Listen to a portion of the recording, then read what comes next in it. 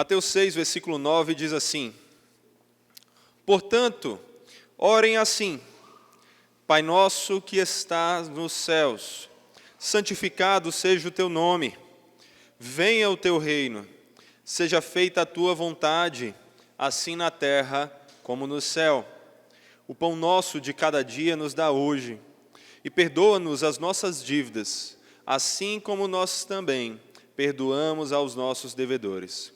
E não nos deixes cair em tentação, mas livra-nos do mal, pois teu é o reino, o poder e a glória para sempre. Amém. Porque se perdoarem aos outros as ofensas deles, também o Pai de vocês que está no céu perdoará vocês. Se, porém, não perdoarem aos outros as ofensas deles, também o Pai de vocês não perdoará as ofensas de vocês. Aqui nós vemos Jesus falando sobre a oração e nos ensinando a famosa oração do Pai Nosso, pelo que nós devemos orar, como nós devemos orar. E refletindo sobre isso, eu parei para pensar como é engraçado que algumas histórias são tão marcantes em nossa vida que mesmo quando elas aconteceram no início dela, quando ainda éramos muito crianças, ainda conseguimos lembrar desses eventos de uma forma muito vívida. Com certeza não exatamente do jeito que aconteceram, com aquela romantizada que a nossa mente dá a essas histórias, mas ainda assim nos lembramos delas. E um desses eventos marcantes para mim, que eu costumo lembrar demais, era como meu pai me pegava para levar para passear. Quando eu era muito criança, por volta ali dos 2 anos, meu pai e minha mãe se separaram. Então eu passava a maior parte do meu tempo com a minha mãe e em alguns dias específicos eu saía com meu pai. Ele ia me buscar no colégio ou na minha casa. E eu lembro de algumas oportunidades em que ele foi me buscar nesses lugares. E ao entrar no carro, ele me dava oi, me dava um beijo, eu colocava o cinto, e então meu pai começava a tentar conversar comigo. Mas, por mais que eu ame bastante meu pai, ele não era tão bom em puxar conversa como uma criança de 3, 4 anos. Ele basicamente perguntava: e aí, meu filho, como é que você está? Eu dizia: tudo bem. Como foi seu dia? Tudo bem. Se você faz perguntas muito abrangentes para as crianças, é isso que você vai ouvir, não é verdade? Você não tem uma resposta muito detalhada das crianças. Elas não sabem tão bem ainda como conversar com a gente. E isso era gravado na situação do meu pai pelo fato de que nós passávamos pouco tempo juntos. Então ele não me conhecia tão bem assim, e nem eu o conhecia tão bem assim nessa época. Quando eu me encontro em algum momento conversando com os meninos de forma mais direta, porque convenhamos, a maior parte dos momentos que eu estou com eles querem brincar, querem correr, querem derrubar o papai, querem brincar de cosquinha, de luta e coisas do tipo, brincadeiras de meninos. Mas nós temos os momentos de conversa também. E todas as vezes que eu tento conversar com eles, eu lembro do meu pai tentando conversar comigo. Eu lembro daquela sensação de fazer a pergunta e a conversa não avançar. Então eu me esforço, eu faço o melhor que eu posso. Eu acho que, na verdade, aqui nós encontramos uma dificuldade muito comum entre os pais e filhos nessas idades menores, de 4 anos, 3 anos. Mas eu faço o melhor e todas as vezes eu lembro do meu pai tentando conversar comigo. Agora, meus irmãos, se nós, pais terrenos, não somos tão bons em puxar conversa com os nossos filhos pequenos, por causa das nossas limitações, nós aprendemos pela palavra que o nosso Pai Celeste sabe nos conduzir a conversar com Ele. O nosso Pai sabe como nos estimular a ter um relacionamento com Ele. Ao contrário dos pais terrenos, o nosso Pai Celeste está sempre ao nosso lado. Ele está aqui agora. Deus está aqui agora. Deus está aqui conosco. E o nosso Pai nos ensina a falar com Ele. Ele não apenas tenta falar conosco, Ele nos ensina a falar com Ele. E Ele está sempre ao nosso lado, Ele nos conhece, Ele sabe o que é que nós precisamos. e Ele sabe também como nos conduzir à oração, a conversar com Ele. Aqui nós vemos nosso Deus, o nosso Pai, através das palavras de seu Filho Jesus, o nosso irmão mais velho, fazer isso, nos ensinar como conversar com Ele, nos ensinar como fazemos isso através da oração. Talvez você diga assim, olha, eu sou adulto, eu tenho 30, 40, 50, 60, 70 anos, não sei quantos anos você tem. Mas a verdade é que quando se trata de conversar com Deus, muitas vezes somos como crianças de 2, 3, 4 anos, tentando conversar com os nossos pais.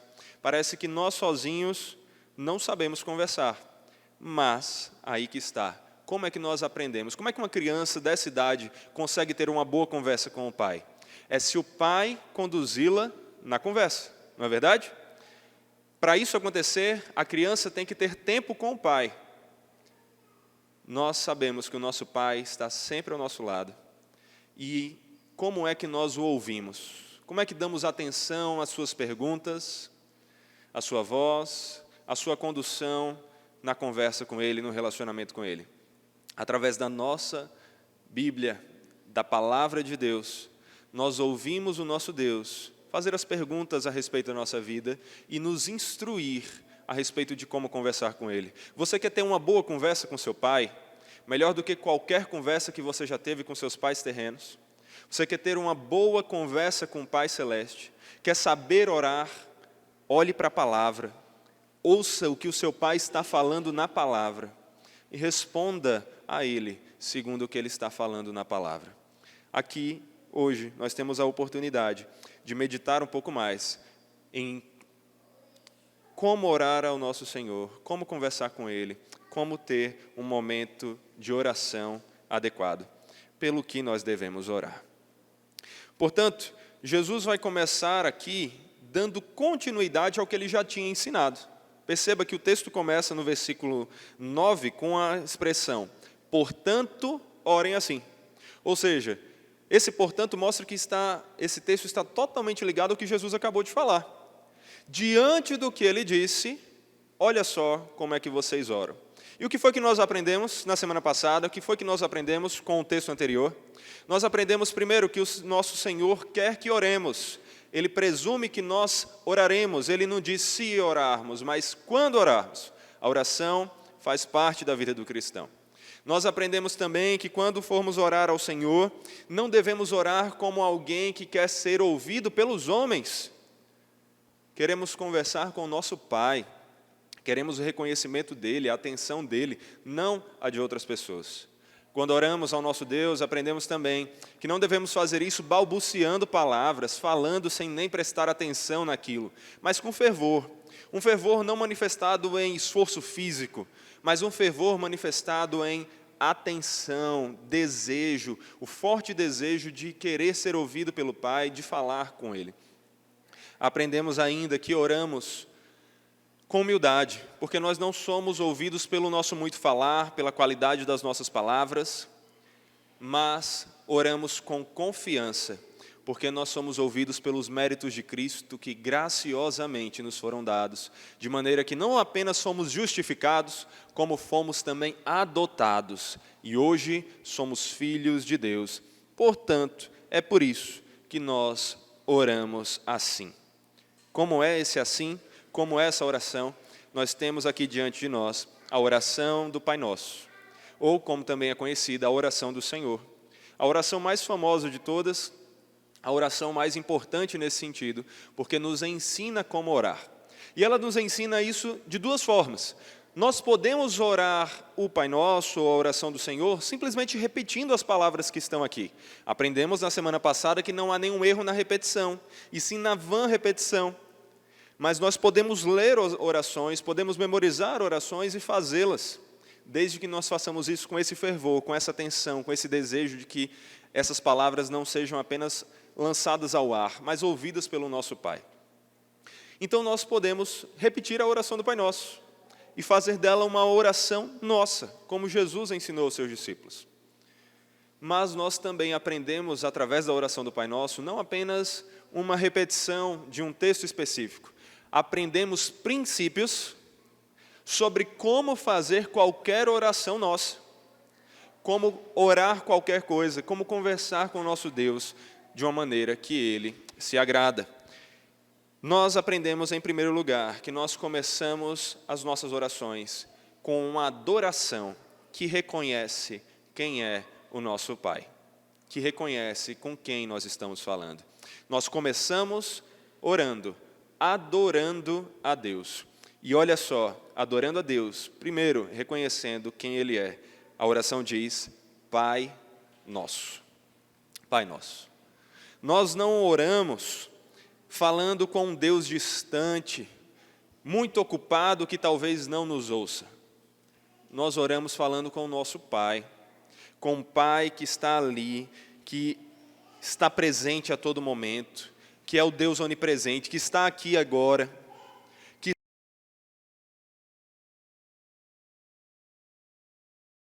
Você dá valor a isso? Você dá valor ao Pai que você tem? Esse Pai que está sempre ao seu lado, sempre cuidando de você?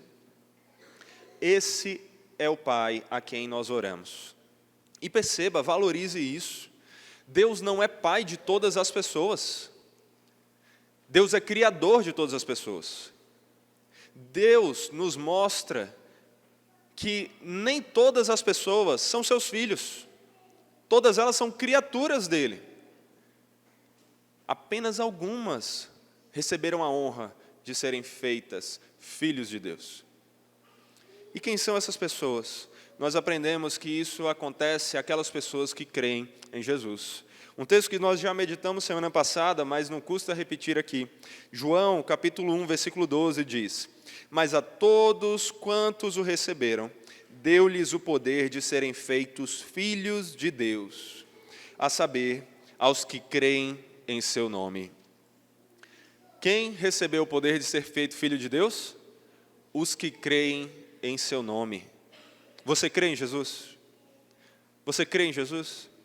Se você crê em Jesus, confie na palavra dele mesmo, que lhe garante que hoje você é filho de Deus. E olha, o texto continua, ele diz, os quais não nasceram do sangue, nem da vontade da carne, nem da vontade do homem, mas de Deus. Então você é filho de Deus, e louvado seja Deus por isso. Porque você não se tornou filho de Deus, porque você foi inteligente. Porque você foi sábio e tomou uma boa decisão, fez uma boa escolha. Ninguém nasce porque quer. Perceba que a linguagem aqui é do nascimento de uma criança que pertence ao seu pai. Você nasceu porque você, antes de nascer, decidiu que queria nascer? Obviamente não. Nenhum dos bebês, crianças que estão aqui, decidiram nascer. Elas nasceram porque, acima de tudo, o Pai Celeste permitiu, mas também porque seus pais, de alguma maneira, agiram para que isso acontecesse. Não foi decisão delas. Assim também não foi nossa decisão nascer. Nós não nos tornamos filhos de Deus, crendo em Deus, porque nós escolhemos crer em Deus e então Deus nos fez seus filhos. Nós não nascemos da carne, do sangue ou da nossa vontade, mas da vontade de Deus. Deus, como Pai Celeste e Soberano, foi quem nos fez nascer. Ele que nos escolheu para nascer. Ele nos fez nascer novamente como seus filhos. Hoje somos filhos de Deus por causa da soberana e graciosa vontade de Deus. Então louve a esse Deus que o fez seu filho. Você não merecia ser filho de Deus. Você era filho da ira. Você era filho de Satanás. Você estava condenado porque você pecou e você morreu em seus pecados. Mas Deus lhe fez nascer de novo e nascer como seu filho, como filho do bondoso Pai Celeste. Olha o que é que Efésios vai falar sobre isso. Efésios 1, versículos 4 a 6. Antes da fundação do mundo, antes que o mundo fosse criado, Deus nos escolheu nele para sermos santos e irrepreensíveis diante dele. Em amor nos predestinou para ele, para sermos adotados como seus filhos, por meio de Jesus Cristo, segundo o propósito da sua vontade, para o louvor da glória de sua graça, que Ele nos concedeu gratuitamente no amado. Quem fez de você filho de Deus? Você escolheu nascer? Você escolheu nascer para Deus, tanto quanto você escolheu nascer para os seus pais terrenos. É mérito do Senhor que hoje você pode desfrutar desse amor. É mérito do Senhor que hoje você é filho de Deus. Então, você começa a oração dizendo, Pai Nosso. Você começa essa oração com confiança, sabendo que você tem um Pai que ouve você, que está atento aos seus pedidos, que está atento ao chamado do filho. Quando crianças nascem, seus pais desenvolvem um superpoder, é uma super audição.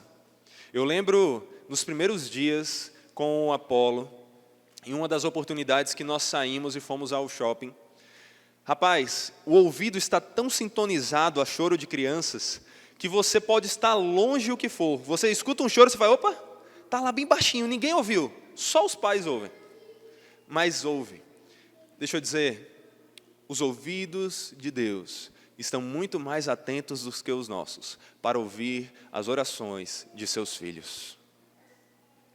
Deus tem os seus ouvidos inclinados a vocês.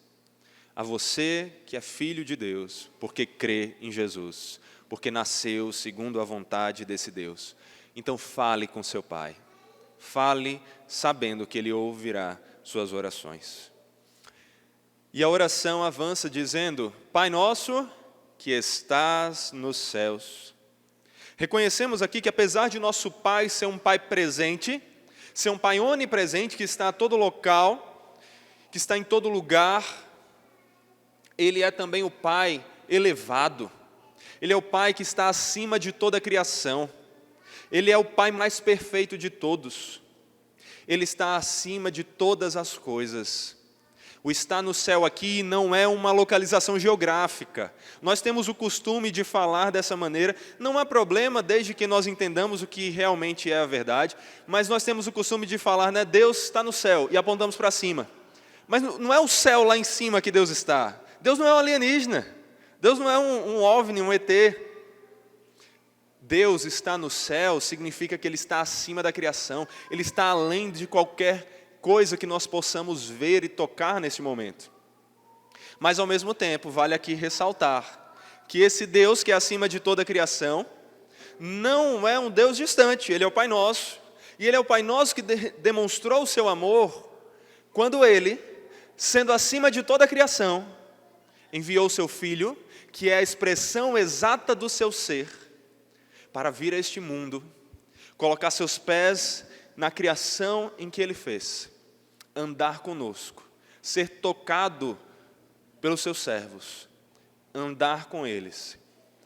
E esse Jesus é o nosso Senhor, o Senhor que está conosco a todo momento, e o Senhor com quem nos encontraremos no grande dia, e não mais como aquele que nós não vemos, mas como aquele que nós veremos face a face, aquele que nós poderemos tocar, aquele que terá um corpo físico da mesma maneira que ele já tem agora.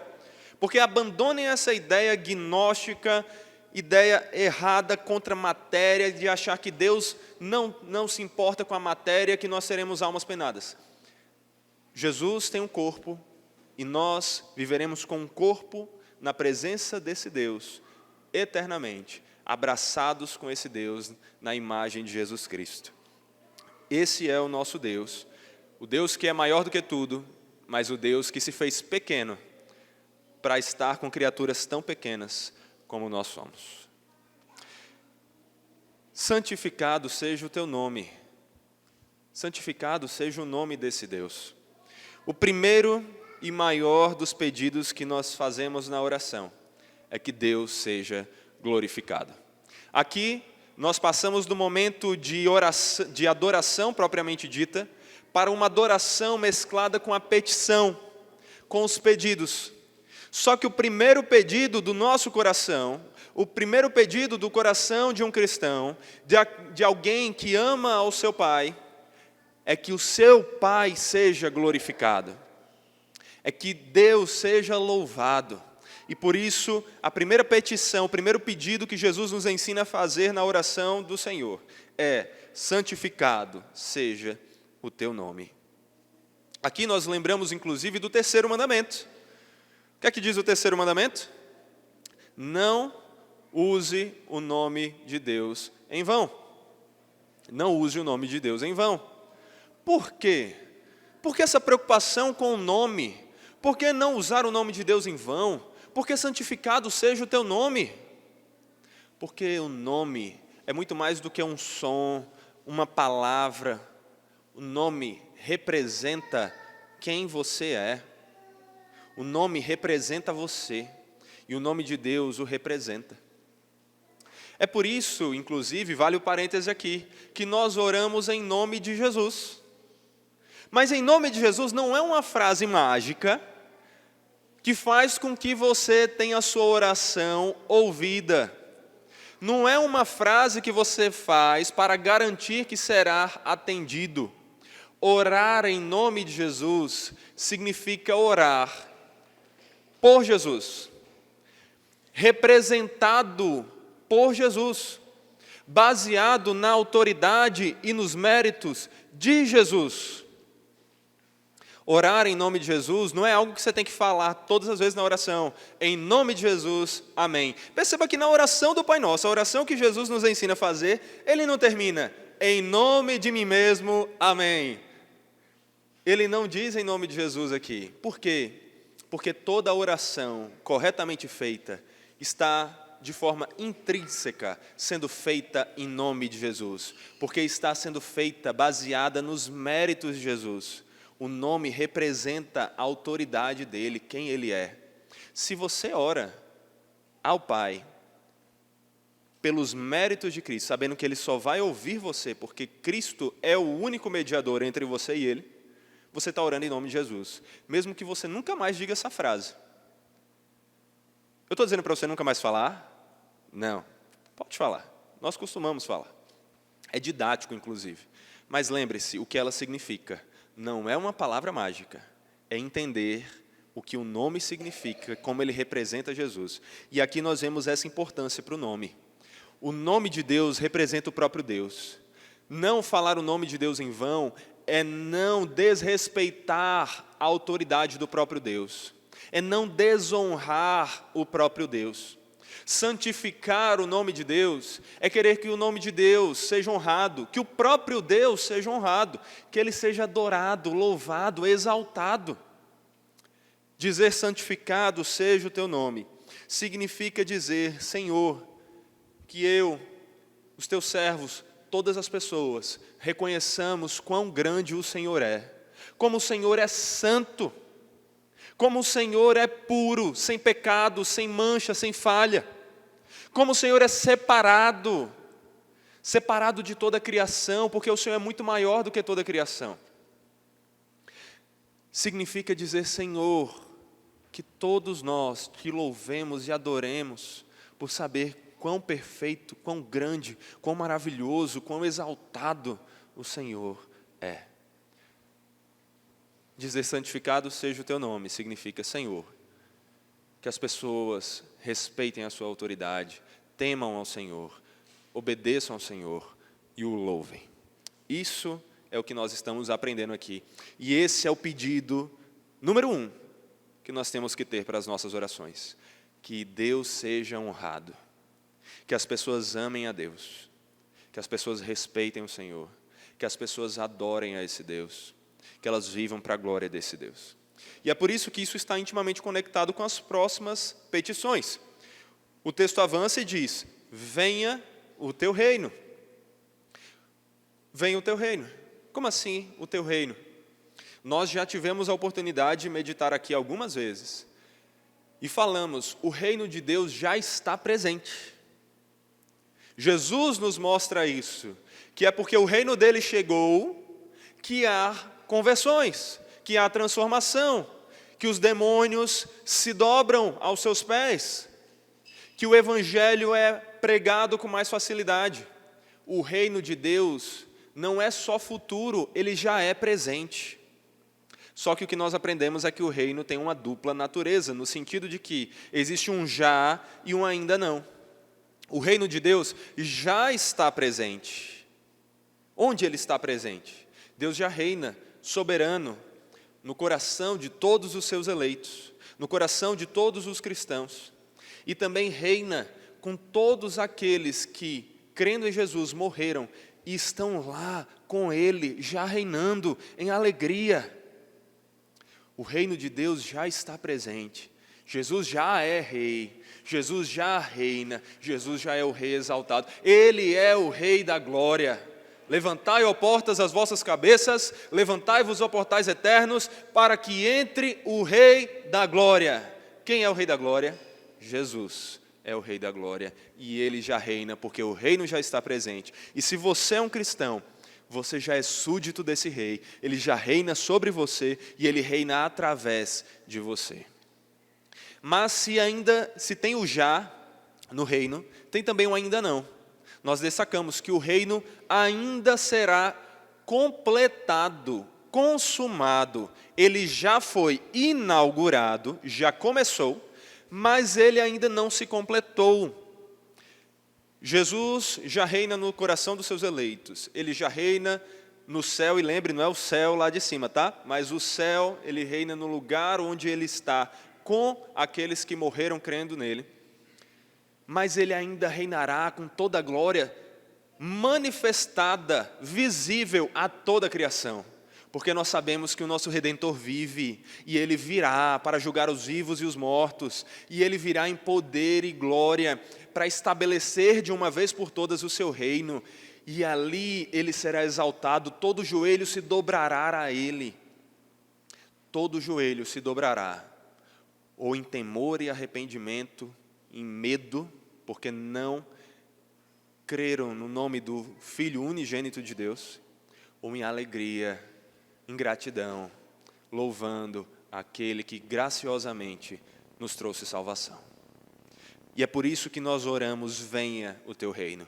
O reino já está estabelecido, já está inaugurado, mas ele ainda será estabelecido.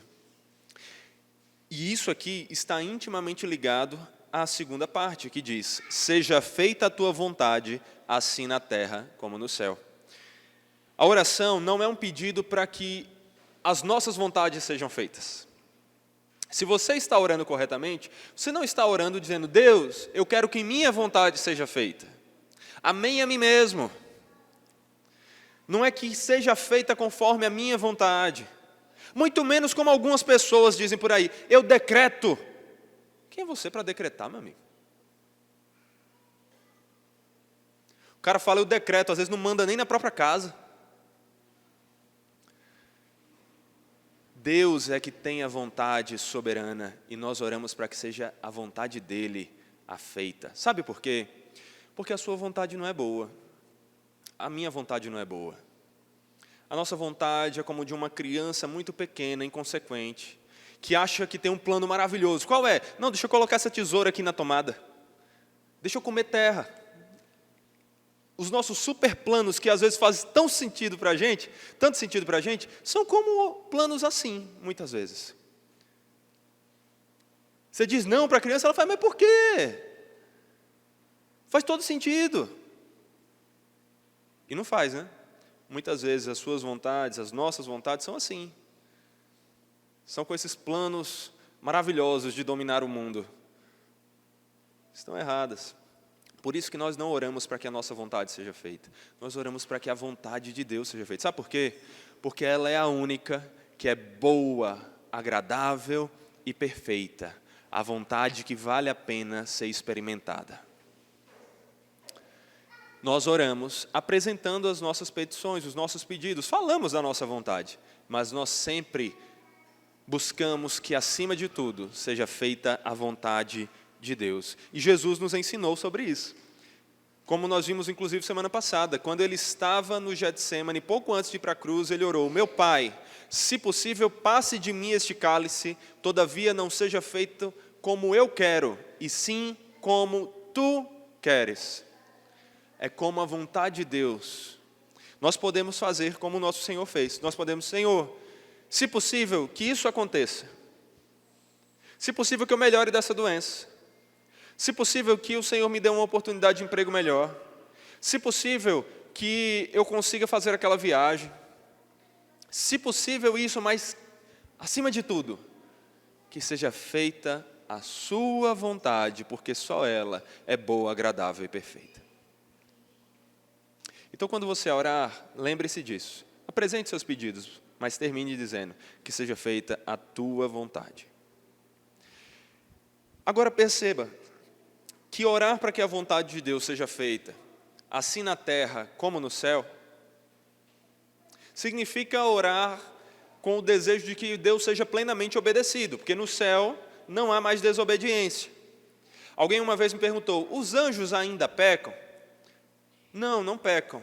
Eles caíram em rebelião a Deus, mas eles não pecam mais, porque Deus os preservou assim como Ele nos preservará sem pecado quando formos redimidos. No céu, Deus é plenamente obedecido, tanto pelos seus anjos, como pelos seus servos que morreram e já estão com Ele. Orar para que a vontade de Deus seja feita na terra, assim como no céu, significa orar para que Deus seja plenamente obedecido. Por isso, significa orar para que o reino dele seja mais estabelecido. Está vendo como está intimamente ligado? Que significa orar que Deus seja santificado, que seu nome seja santificado. Tudo intimamente ligado.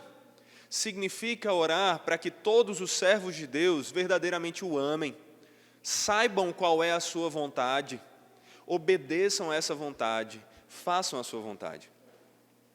Mas Deus não é obedecido no céu apenas por uma parte. É de forma plena, por todos ali.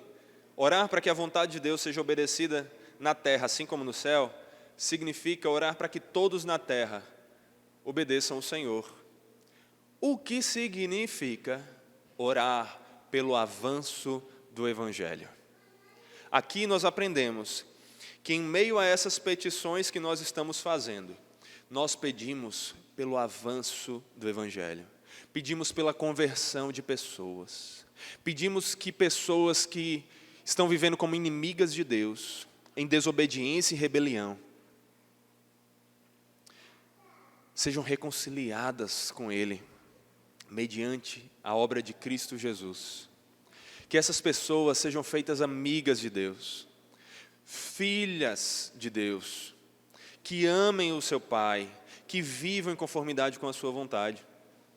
Que elas conheçam ao Senhor, até porque não tem como você fazer a vontade de alguém se você não conhece qual é a vontade dele.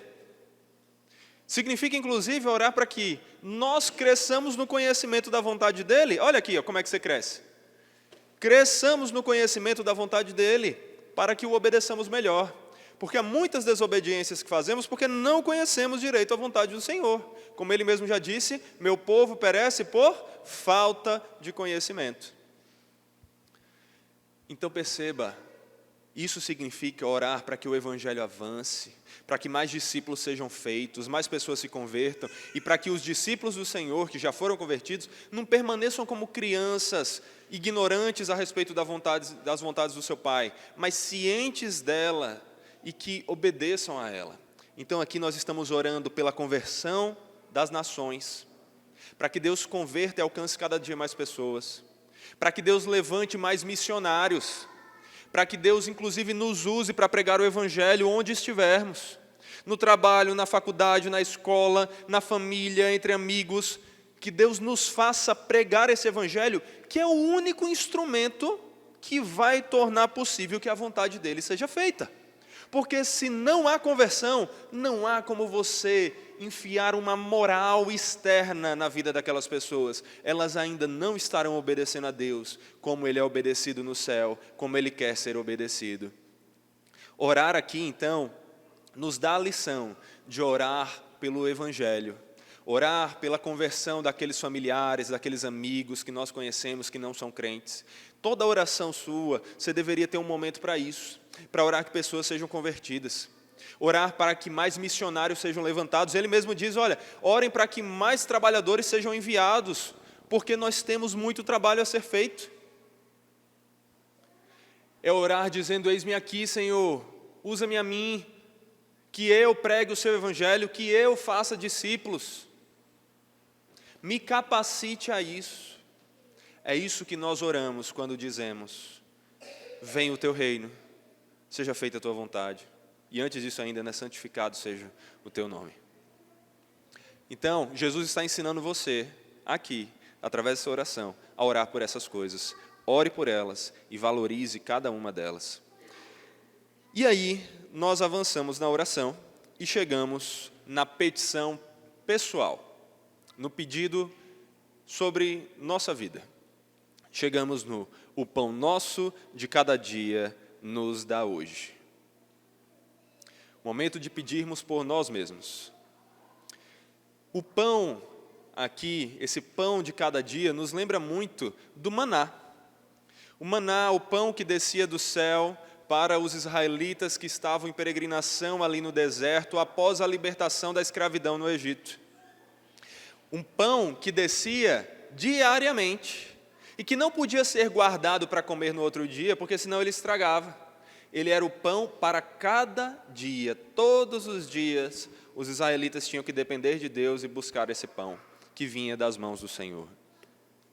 Mas esse pão aqui não aponta somente para o maná. Deus não faz mais pão descer do céu. Jesus, nessa época, já não fez pão descer do céu. Pediram isso a ele, inclusive. Ele disse não. Então, quando ele está nos ensinando a orar pelo pão nosso de cada dia aqui, ainda que o maná possa nos vir à memória, não é dele que Jesus está falando. É do pão mesmo, diário. O pão, principalmente naquela época, tinha uma importância vital. Ele era um dos alimentos mais essenciais para a vida das pessoas naquela cultura e naquele contexto. Mas se nós percebermos o que Jesus está ensinando aqui, vamos notar que ele não está falando apenas do pão, ele está falando de qualquer alimento. Se fôssemos levar para os nossos dias, seria do pão de cada dia, o leite de cada dia, o arroz, feijão e a carne de cada dia. Seria do nosso alimento diário. Mas perceba que nem isso, nem o nosso alimento diário é suficiente para explicar tudo o que Jesus quer ensinar através dessa simples oração: o pão nosso de cada dia nos dá hoje. Porque o pão representa aquilo que é essencial para a existência. Então, implica muito mais do que só o alimento. Implica também as roupas que nós vestimos. Aqui Jesus já está adiantando um pouco do que ele vai falar mais à frente, a partir do versículo 25 de Mateus 6, sobre as preocupações com o que comer, com o que vestir. Jesus está nos ensinando a orar aqui por tudo aquilo que é essencial para a nossa vida. Orarmos pelo alimento, orarmos pelas roupas, orarmos pela nossa casa, orarmos pelo nosso trabalho, orarmos por cada uma dessas coisas. Todas as coisas essenciais e básicas para a nossa vida. Mas nem isso contém ou explica tudo que nós podemos tirar de princípios através do que Jesus está ensinando aqui. Por quê? Jesus está ensinando aqui daquilo que é essencial para que nós vivamos e servamos a Deus, certo?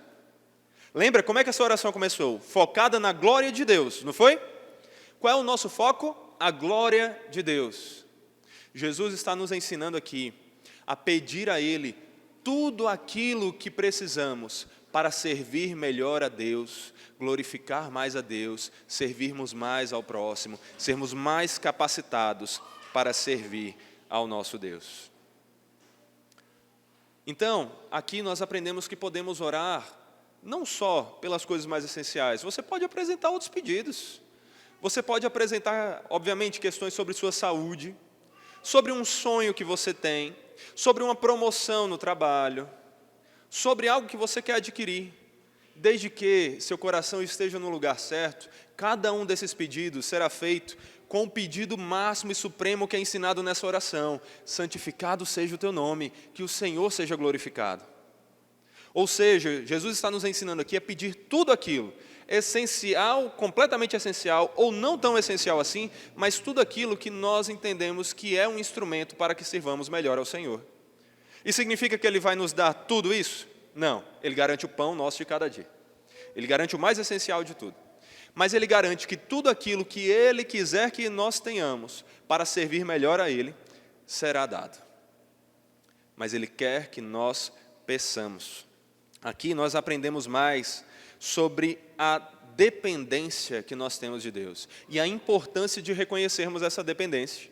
Jesus nos mostra que até o pão de cada dia, que parece que fomos nós mesmos que fizemos, ou fomos na padaria e compramos, ou no mercado e compramos, até isso vem do Senhor, depende do Senhor.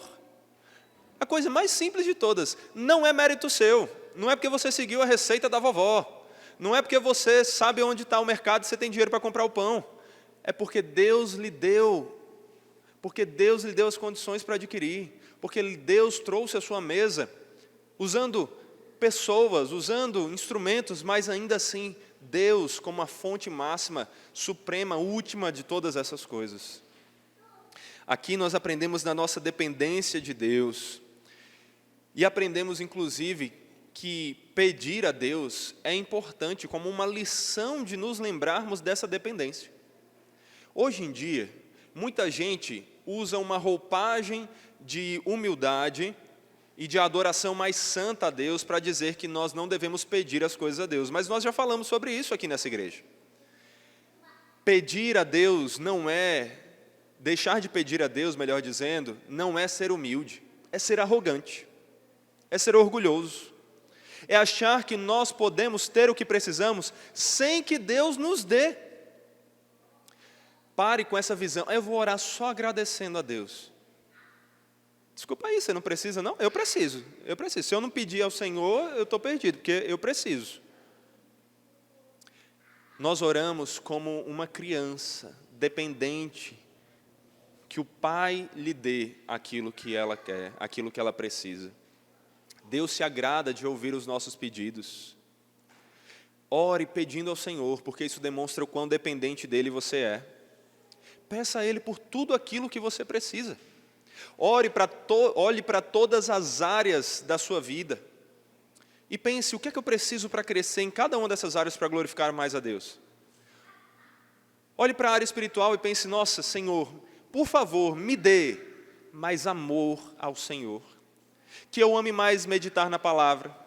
Que eu ame mais orar ao Senhor, que isso sejam coisas prazerosas para mim. Que eu ame louvar ao Senhor com palavras e ações. Que eu ame anunciar o Teu Evangelho e fazer discípulos. Que eu ame ter comunhão com as pessoas na igreja e cultuar o Teu nome.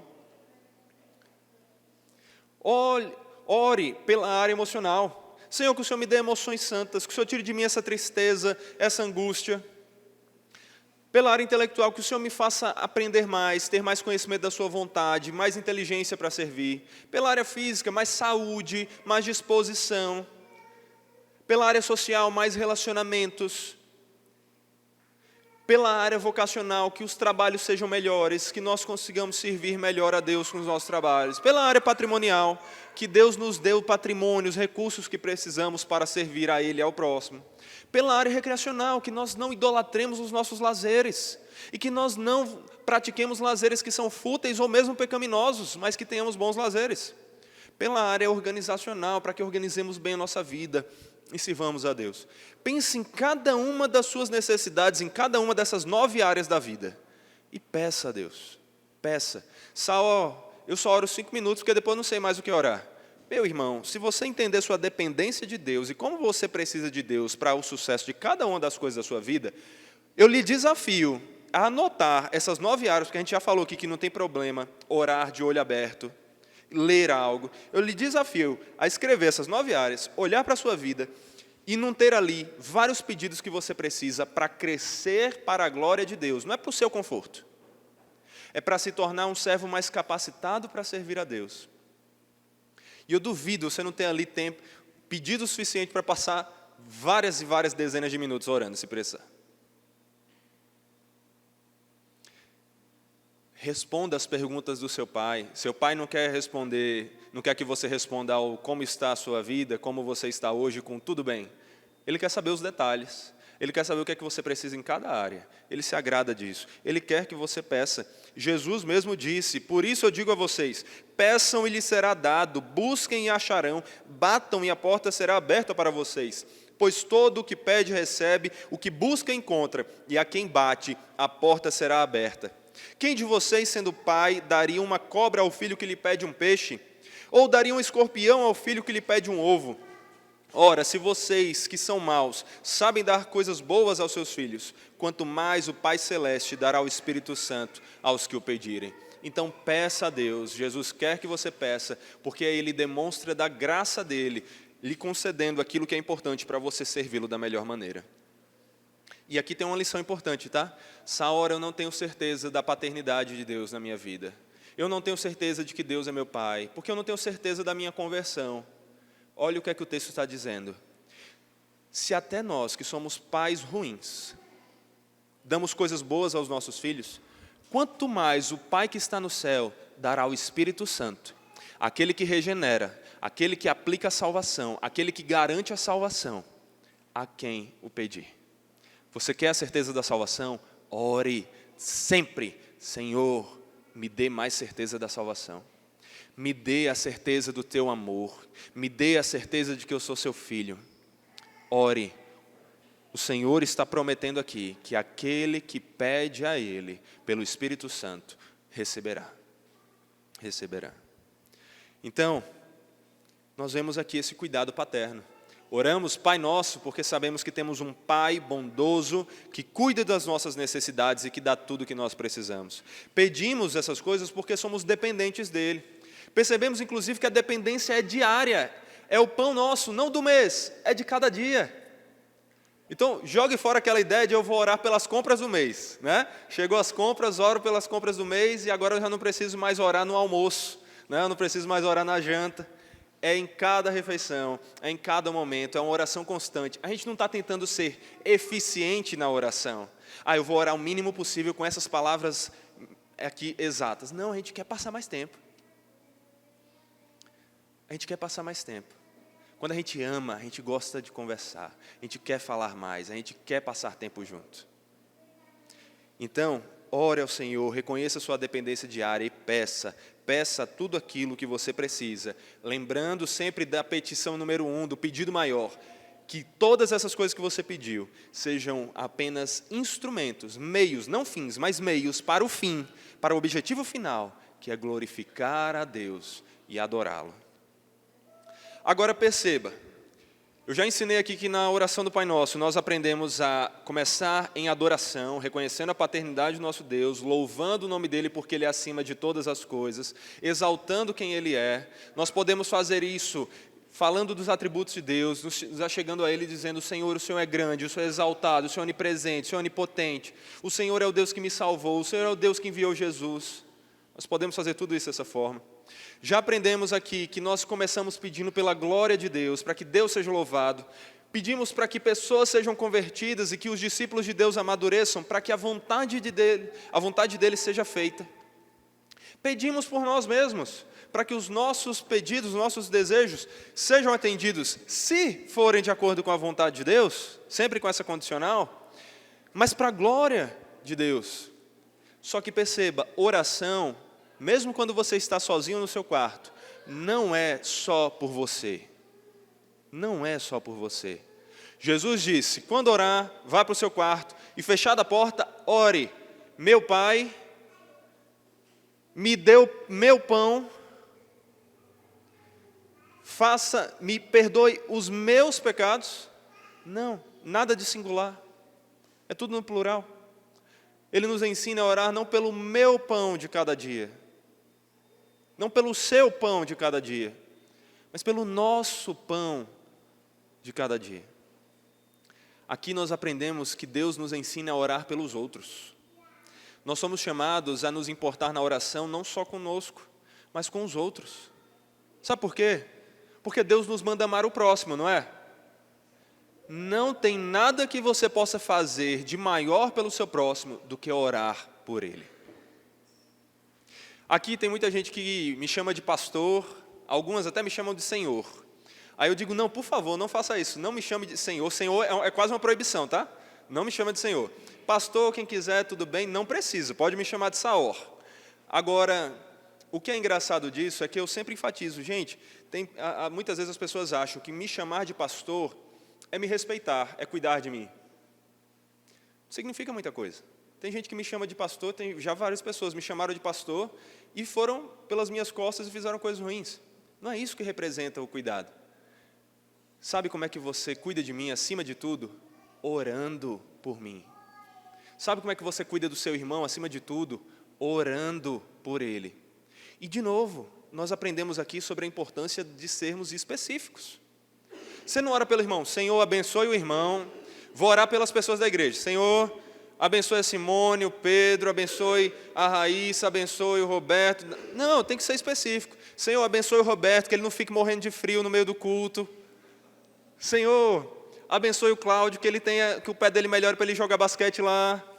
Senhor, abençoe. Eu tenho que ser específico, eu tenho que conhecer as necessidades de cada um. Por isso a importância de nos amarmos, sabermos quem nós somos e sabermos as necessidades de cada um. Então, lembre-se, a oração aqui ensina você a não pedir só pelas suas necessidades, mas pelas do próximo. Sabe que alguém está doente? Ore para que ele fique bom. Sabe que alguém está passando por dificuldades no casamento? Ore para que o casamento melhore. Sabe que alguém está com dificuldade no trabalho? Ore por isso. Só que para você fazer isso, você tem que conhecer a pessoa. Então, ame o próximo conhecendo essa pessoa, servindo essa pessoa, porque também Jesus não está dizendo aqui que você tem que orar por ele e não fazer nada. Você tem que fazer as duas coisas, mas ame o próximo orando por ele, pedindo que o Pai bondoso, soberano, cuide dessa pessoa. É a melhor coisa que você faz por alguém. Por isso, ore pela sua família.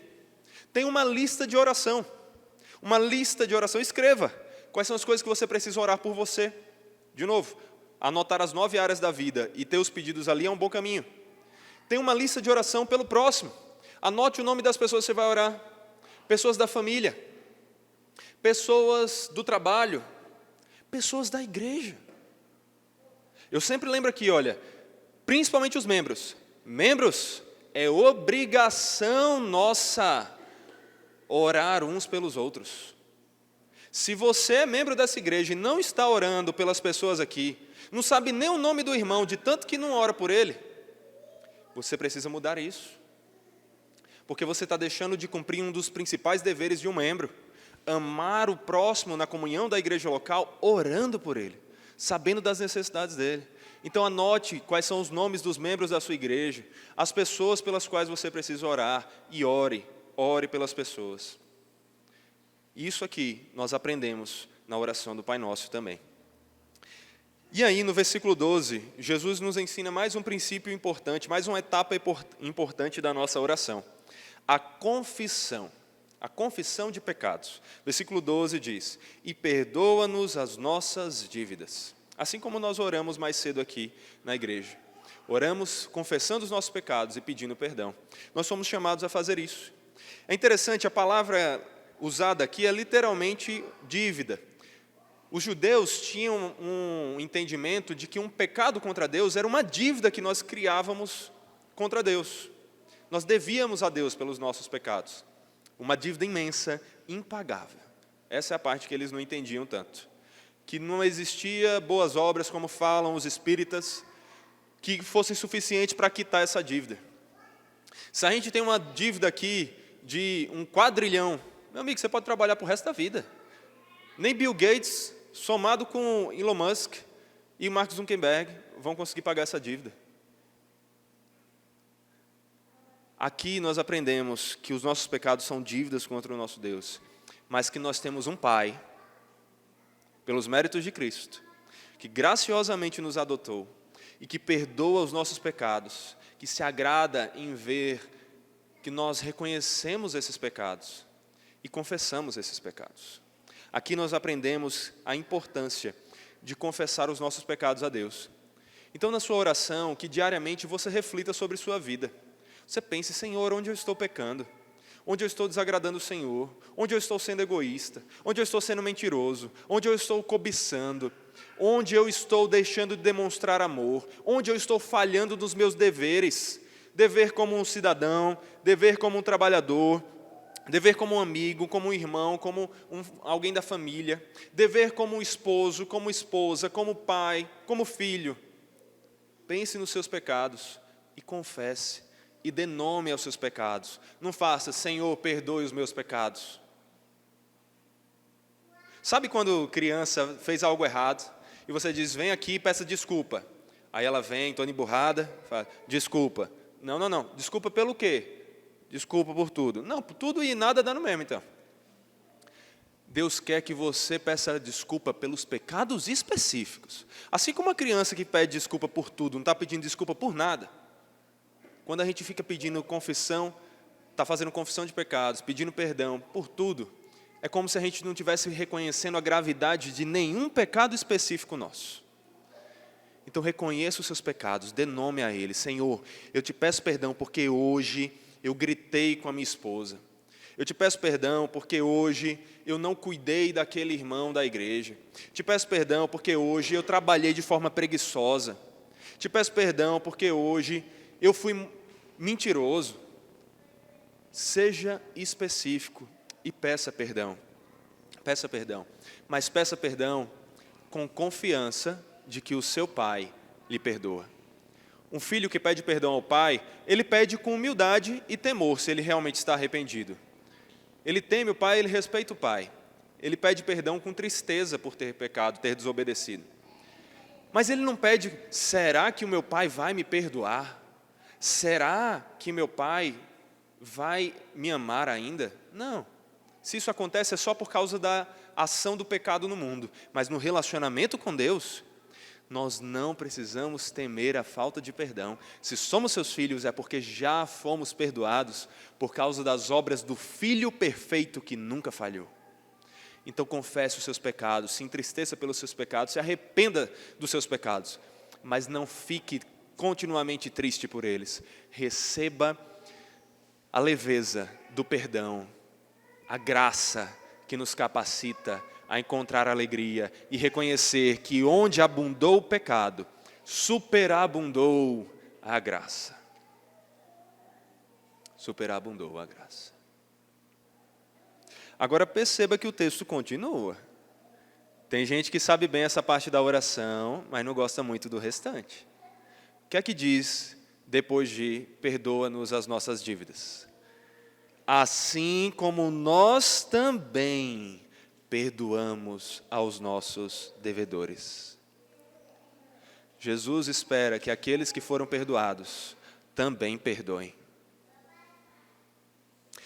Só que tem gente que pergunta, e agora? Isso quer dizer que eu só vou ser perdoado se eu perdoar? A gente já falou sobre isso, mas faz tempo, vale a pena lembrar, até porque também tem gente nova aqui. E porque a palavra repetiu? Se Jesus repetiu, quem sou eu para não repetir, não é? Agora olha só, versículo 14, ele não faz parte da oração do Pai Nosso em si, da oração do Senhor em si, mas Jesus faz questão de terminar a oração que ele acabou de ensinar, explicando e enfatizando esse ponto. Não é interessante isso? Ele ensinou a oração, ele não repete mais sobre nada da oração, mas ele faz questão de enfatizar esse ponto. Jesus diz no versículo 14, porque se perdoarem aos outros as ofensas deles, também o Pai de vocês que está no céu perdoará vocês. Se, porém, não perdoarem aos outros as ofensas deles, também o Pai de vocês não perdoará as ofensas de vocês. Nós somos chamados a perdoar aqueles que nos ofenderam, aqueles que falharam conosco, aqueles que foram injustos conosco, aqueles que nos desagradaram. Nós somos chamados a perdoar. Agora, esse texto está apresentando realmente essa condicional de que nós só seremos perdoados se perdoarmos primeiro? A gente já meditou sobre isso quando nós falamos sobre as bem-aventuranças, mas vale aqui enfatizar. Se nós entendêssemos assim, acabaríamos com o Evangelho. Porque o que é o Evangelho? É a salvação pela graça, não pelos méritos. Eu quero que você entenda uma coisa. A oração diz, perdoa-nos as nossas dívidas, não é? Mas ela começa dizendo o quê? Pai nosso. Deus é pai de quem? De quem ele já perdoou e de quem já foi reconciliado com ele e adotado por ele. Quando Jesus nos ensina a pedir perdão pelos nossos pecados, ele está falando para pessoas que já foram perdoadas. E aqui eu tenho uma lição importante. Você não é perdoado porque você lembrou do seu pecado e confessou e pediu perdão. Porque se fosse depender da sua memória, você ia deixar passar vários pecados sem pedir perdão. E aí, você não teria sido perdoado deles? Meu irmão, minha irmã, Jesus pagou todos os pecados do seu povo, os que já foram cometidos, os que estão sendo cometidos e os que ainda serão cometidos. O pedir perdão e o confessar os pecados não é uma maneira de agora sim, ó Senhor, tem esse também, tá? Para o Senhor perdoar. O Senhor perdoa? Não, não é assim. É simplesmente uma manifestação de um relacionamento. O pai muitas vezes já sabe quando o filho desobedeceu, mas ele quer ouvir o filho pedir perdão. Os nossos pecados não são perdoados porque nós confessamos, não é uma condicional. Já foram perdoados e por isso nós arrependidos confessamos. Semelhantemente, nós não somos perdoados por Deus porque antes nós somos muito bons e perdoamos os outros.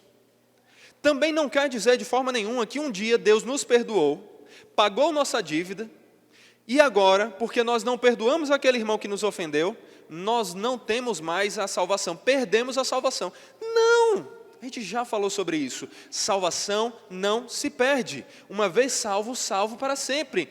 Quando Cristo pagou sua dívida completa, não tem mais como você criar uma dívida, porque Ele já pagou até a última das ofensas que você faria na sua vida. Então o que esse texto quer dizer? Esse texto não está falando de causa para o nosso perdão. Ele não está dizendo que a causa de sermos perdoados é porque perdoamos os outros. Ele está dizendo que é a prova, é a manifestação. Nós aprendemos aqui que Jesus está nos ensinando que Ele espera que nós perdoemos, mas não para que sejamos perdoados. Ele espera que perdoemos porque Ele sabe que nós somos perdoados e que aqueles que foram perdoados serão cheios de perdão para oferecer. Imagine numa história em que pessoas estão andando pelo deserto, sedentas, não tem mais água. E vem um homem que graciosamente dá litros e litros de água para uma pessoa. Essa pessoa não tinha água, agora ela recebeu. Aí ela anda e encontra uma outra pessoa que está com sede. Agora ela ofereceu água para essa pessoa. A pergunta é, o primeiro indivíduo recebeu água porque antes ele foi lá e deu água para outra pessoa? Não, ele não tinha água para dar, ele estava tão sedento quanto ela. Ele ofereceu água para a segunda pessoa, para o segundo indivíduo, porque primeiro trouxeram água a ele. Você não é perdoado porque antes você perdoou outras pessoas.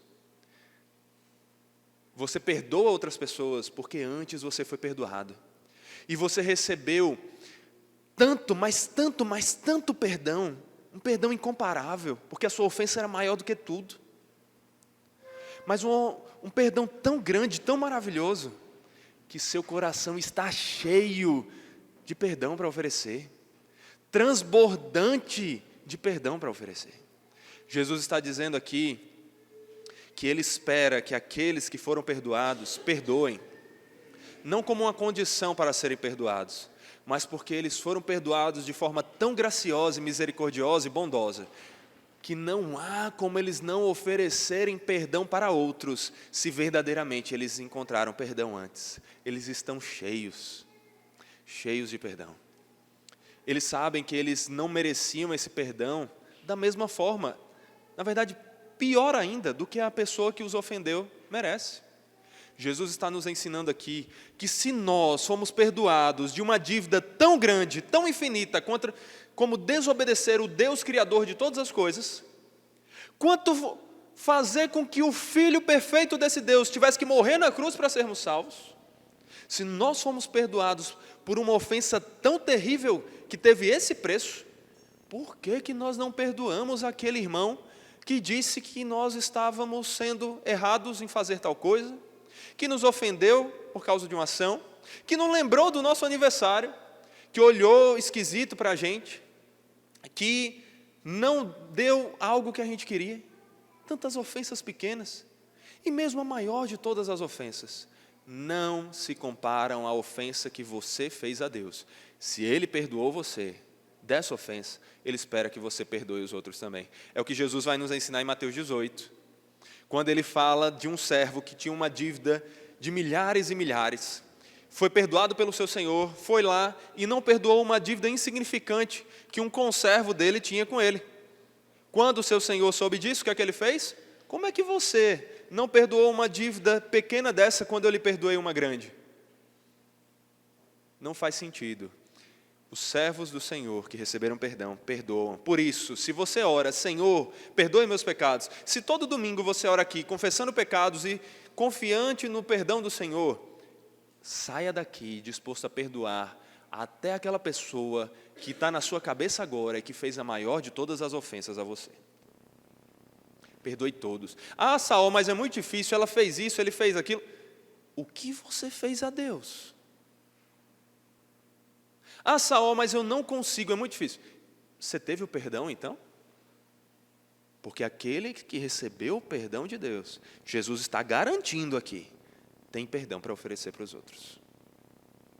Se você não está perdoando alguém, é porque você não está entendendo o perdão que é oferecido por Deus. É porque você tem que refletir se você realmente recebeu esse perdão. Então, ore confessando os seus pecados e ore sabendo que da mesma forma que você quer o perdão, você tem que estar disposto a perdoar outros. Caminhando aqui para o fim, Jesus diz, e não nos deixes cair em tentação.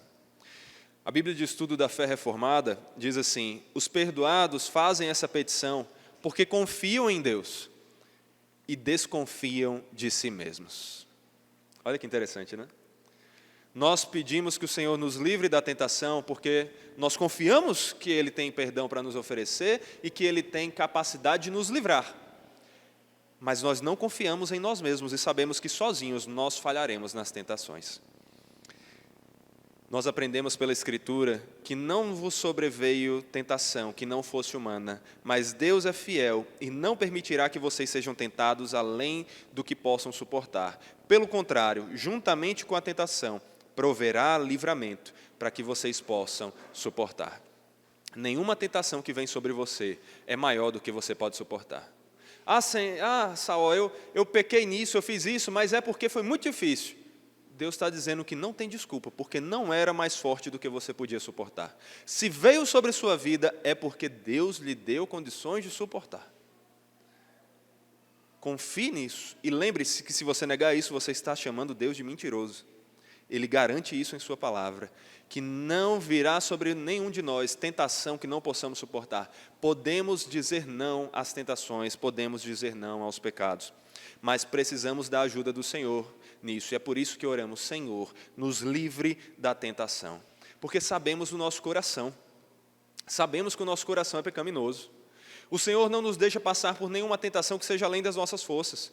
Mas o nosso coração é tão pecaminoso que mesmo quando ele tem força, ele não quer fazer a força muitas vezes. Ele quer se entregar. E é por isso que lá em Tiago é ensinado. Ninguém ao ser tentado diga, sou tentado por Deus. Porque Deus não pode ser tentado pelo mal e Ele mesmo não tenta ninguém. Ao contrário, cada um é tentado pela sua própria cobiça, quando esta o atrai e o seduz. Então a cobiça, depois de haver concebido, dá à luz o pecado, e o pecado, uma vez consumado, gera a morte. Não deixe que o seu coração cobiçoso se entregue às tentações. Busque ajuda no Senhor quando você for tentado. E lembre-se, Ele trará livramento de sorte que você possa suportar. Sabe por que isso? Porque Ele é o nosso Senhor. Sabe por que isso? Porque nós não temos sumo sacerdote que não possa se compadecer das nossas fraquezas. Porque Ele mesmo foi tentado em todas as coisas, a nossa semelhança, mas sem pecado. Esse é o nosso Senhor Jesus. Jesus foi tentado em tudo, mas não no sentido de que Ele tivesse cobiça para incliná-lo ao pecado, e sim de que Ele passou pelos testes, as provações que nós passamos, mas porque o coração dele era puro, Ele venceu os pecados. Ele sabe das dificuldades da tentação, mas Ele é fiel e Ele nos ajuda, Ele intercede por nós e Ele nos capacita a vencer as tentações. E é por isso que nós oramos: Senhor, o Senhor que é a única maneira de eu vencer essa tentação, me livre dela, não me deixe cair nela, não me deixe ser preso por ela, não me deixe ser cativo dela, não me deixe me ver nesse precipício da tentação. E não somente isso, mas livra-me do mal. Livra-me do mal. O texto diz: mas livra-nos do mal. E aqui nós não estamos vendo Jesus ensinar que nós devemos pedir libertação, livramento de acidentes, livramento de doenças. Esse trecho da oração não está nos ensinando a pedir por essas coisas. Sabe onde é que a gente pede isso? No pão nosso de cada dia. É ali que a gente pede tanto pelo que a gente precisa para viver bem, que Deus nos dê aquilo que nós precisamos para viver bem, como que também Ele não nos dê aquilo que vai nos fazer viver mal. Aqui o livrar do mal é nos livrar do maligno, é nos livrar do diabo, é nos livrar das tentações do diabo, das tentações do inimigo. Nós aprendemos pela Escritura que o diabo é o tentador. Ele tentou Jesus, falhou miseravelmente, mas ele nos tenta. Ele nos tenta. E é claro, quando fala diabo aqui, não é necessariamente o diabo, porque ele não é onipresente, ele não é onisciente, ele não está em todo lugar ao mesmo tempo, mas são os seus demônios. Só que perceba, aqui a gente também tem que ter um cuidado, que é o cuidado de não achar que os nossos pecados são culpa do diabo. Ah, eu pequei porque o diabo fez isso. Ah, eu fiz aquilo porque o diabo se levantou. Rapaz, o diabo recebeu mais culpa do que ele mesmo tem. A Bíblia fala de você confessar os seus pecados. A Bíblia fala que você não é bom, que você não é justo. A Bíblia fala que é a cobiça do seu coração, não é a cobiça do coração do diabo, é a cobiça do seu coração que lhe faz pecar. O diabo tentou Jesus e não conseguiu nada. Sabe por que ele consegue com a gente?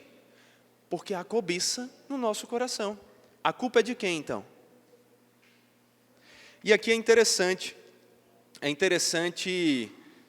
como é que a Bíblia, a mensagem, que não é uma Bíblia, tá? É uma paráfrase completa mesmo, é um livro que foi escrito, pegou a Bíblia, o Eugene Peterson, ele pegou a Bíblia e ele saiu escrevendo como ele faria para a filha dele, de poucos anos ali, entender.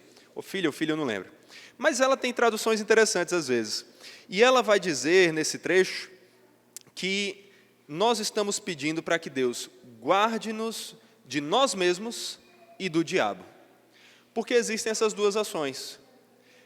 Mas a causa da queda é nossa. Reconheça a gravidade dos seus pecados. Não tente fazer que nem Eva, de ficar colocando a culpa na serpente. A culpa é sua dos pecados. Mas lembre-se, Jesus veio para nos livrar de toda culpa. Não há mais condenação para os que estão em Cristo Jesus, o nosso Senhor. Nós precisamos lembrar das duas coisas, da má notícia e da boa notícia. A má notícia é que você é o culpado, você não é bom, eu não sou bom, eu sou o culpado. Mas a boa notícia é que Jesus tirou de nós toda a culpa e nos trouxe o perdão. Por isso, aproximemo-nos do trono de graça com confiança, a fim de receber misericórdia e encontrarmos graça para ajuda em momento oportuno.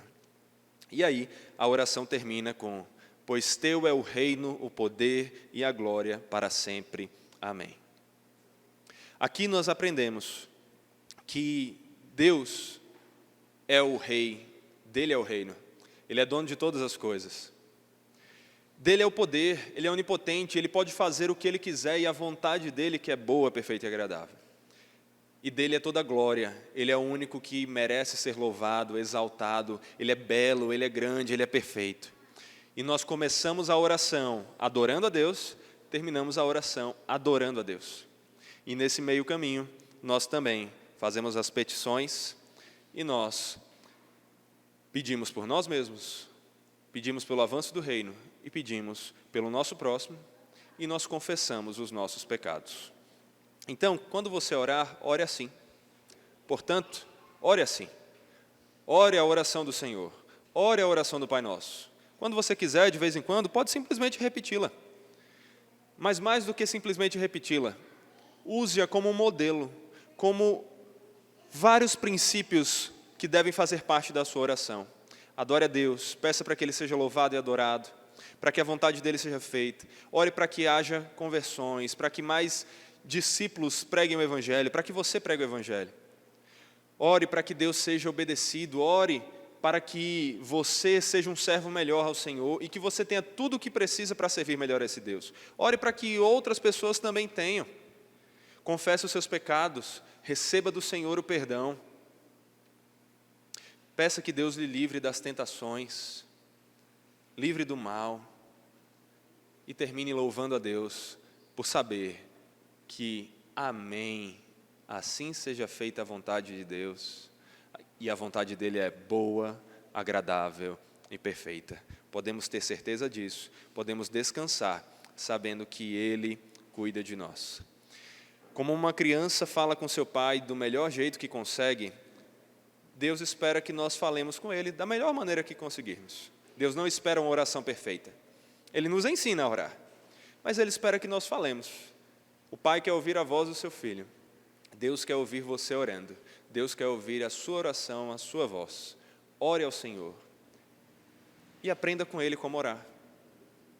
E vamos começar a fazer isso já de agora. Eu peço que todos se coloquem de pé, com as Bíblias abertas. Vamos juntos repetir a oração do Pai Nosso, mas não como uma reza, não como expressões jogadas ao ar, mas com fervor. O fervor de realmente desejarmos cada uma das partes dessa oração. Eu sei que essa oração é memorizada por muitos, mas a depender da tradução pode ficar diferente. Então eu peço que todos juntos sigamos como está aí na Bíblia Nova Almeida atualizada.